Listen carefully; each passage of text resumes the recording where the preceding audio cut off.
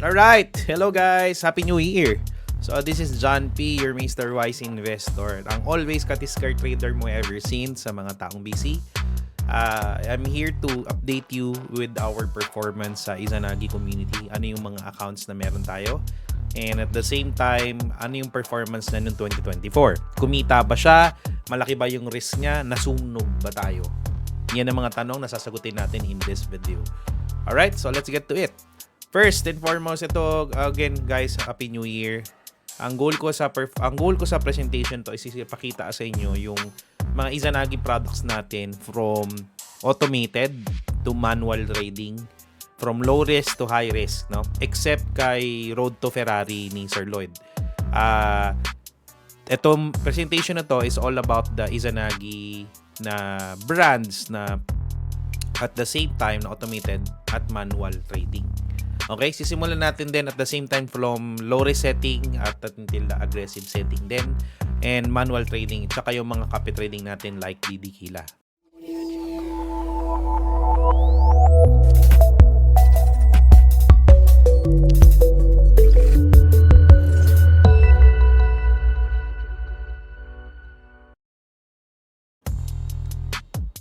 Okay, disclaimer tayo guys. So, trading forex or anything that uses a software carries a high level of risk. Therefore, in general, this presentation is for educational purposes only.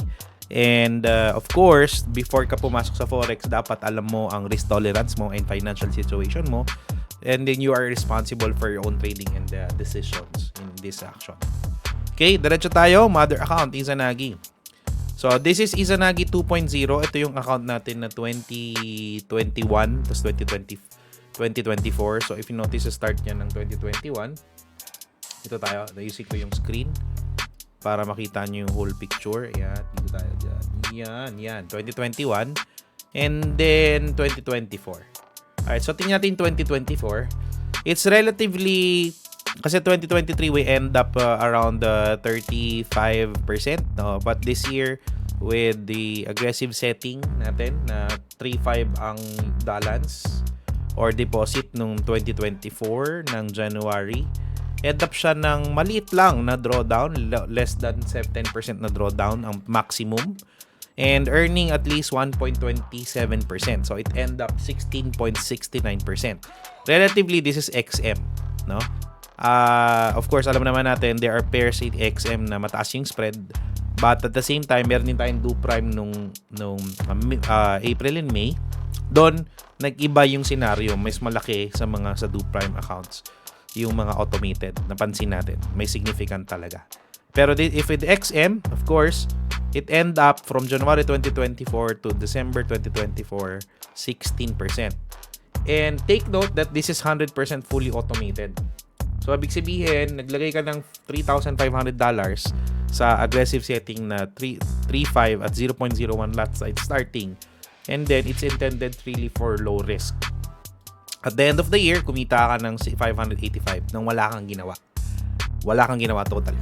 And then, sa video na to, explain din natin anong purpose ng automated. Is it really just for wala kang gagawin or may gagawin ka? Okay? Report ko lang muna. Number 2. Ito naman yung setting na 5,000. Ito natin yung low to mid natin na mga setting.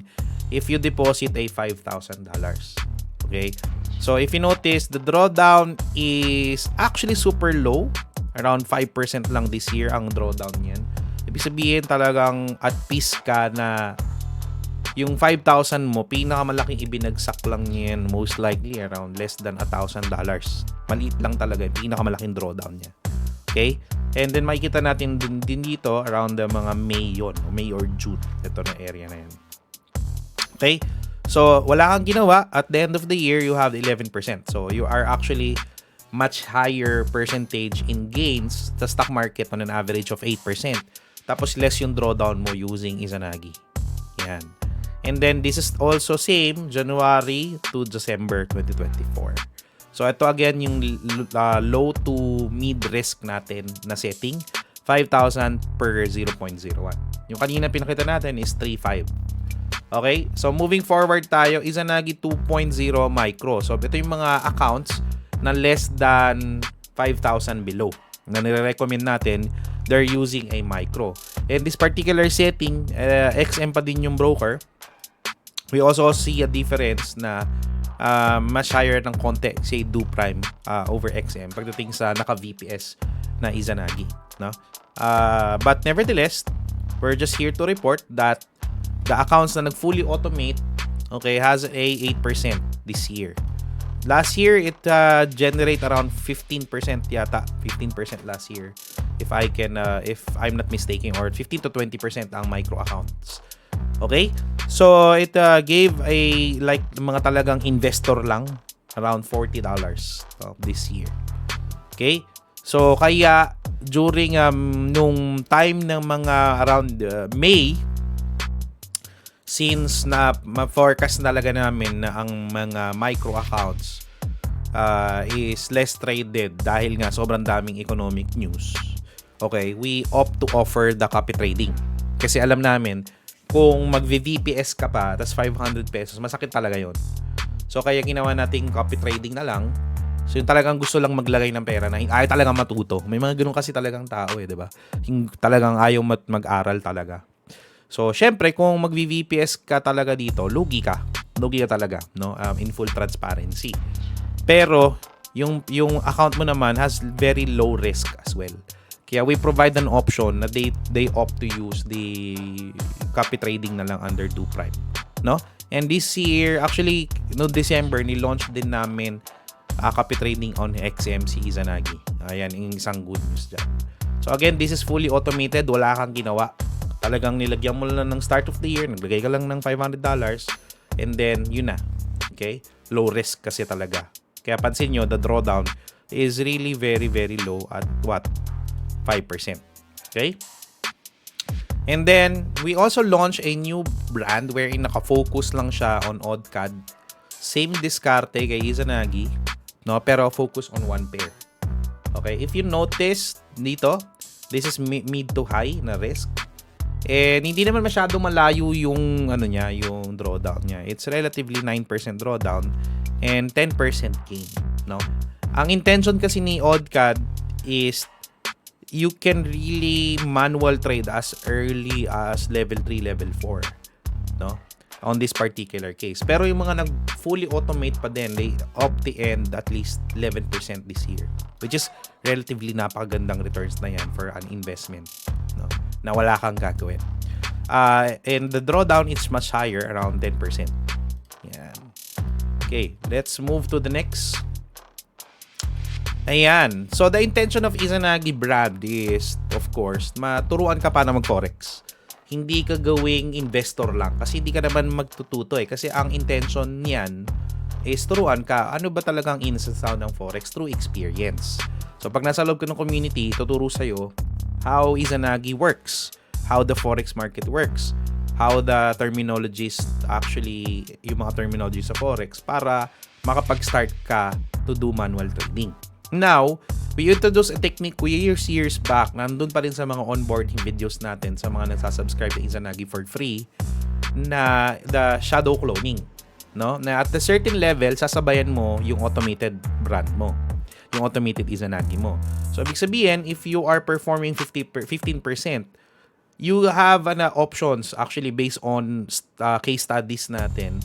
Client earns at least 2 to 3% more nung mga nagsha-shadow clone. Kasi ang goal talaga ni Izanagi is to really teach you, no? Kumita ka automated, yes, that's very good. Wala kang ginawa talaga. Pero if you're ready to learn na, that's additional earnings. So if you notice, 2% times 12, that's relatively 24% more sa nilagay mong kapital. So you can trade more. And at 3% monthly additional, if makatch mo yung mga trades na yun more, could earn more. May mga iba nga nag 5%, 10% more pa using shadow cloning. Kasi napansin mo yung drawdown ni Izanagi, di ba? Less than 10% this year. So if you catch those trades, yung mga best trades na yun, it can give you more potential earnings. And that's the goal of Izanagi. Hindi siya investor lang. Talagang turuan ka how forex work. Ginamit lang Izanagi so that it will teach you how to approach forex like Izanagi at the bare minimum, and then may immerse ka na on the world of forex. Okay? So, That's why it's low risk setting so that it will teach you to trade. Now, kung naglagay ka lang because of potential earnings but you don't understand, that's not our goal. Kasi, pag nasunog ka, you don't know what you're gonna do eh. Pag nasunog yung account mo, tas high risk pala yung setting, hindi mo alam yung pinasok, mahirap yon for both you and the community. Kasi the community upholds the value of risk management. Okay? So that's our automated products. Let's move on to the manual trading. So this is the accounts that I'm trading. I'll just show a few accounts that I'm trading on Shadow. So if you notice, this account started at $60,000, which is roughly around 3 million plus. If you do the computation nito, kunin natin itong calculator, no? So roughly 60,000. If you start at 60,000 and then you do times it 57, around 3.4 million itong tinitrade ko. Okay? So I'm doing the full shadow, the shadow technique na 3.0. Relatively, since manual trading ito at gumagamit lang ako ng software to assist me in trading, it relatively gives me a higher return. Kasi ako na yung pumipindot, hindi na yung robot. Pero ang ginagawa ni Shadow is finifilter niya yung best trades for me so that mas madali for me to decide kasi finilter na niya historically. No, it generally gives me also around what, no? Almost 1.5 million to almost 2 million, 31,000 times 58, almost 1.8 million on this particular account this month. So roughly, kung si Izanagi nagwa 1%, ako nasa 3.4%. Look at the drawdown. It's still lower than 25%. So it's recoverable. Okay? Another account that I'm trading is around 100k USD. It's different din yung approach ko dito. And 6 million pesos to siya. Pero high risk yung approach ko. Pero the performance of this account is relatively 2%. Pero the drawdown is also much lower. No? Around 12% lang ang drawdown ko. And relatively, I'm performing 2% at 6 million. So, I've been able to generate the same returns, almost katulad doon sa kabila, at 31,306. 31% return. Kasi nga ako yung pumipindot. Pinifilter na lang nito ni Shadow yung trades na iti-take ko. Yan. Okay, moving forward.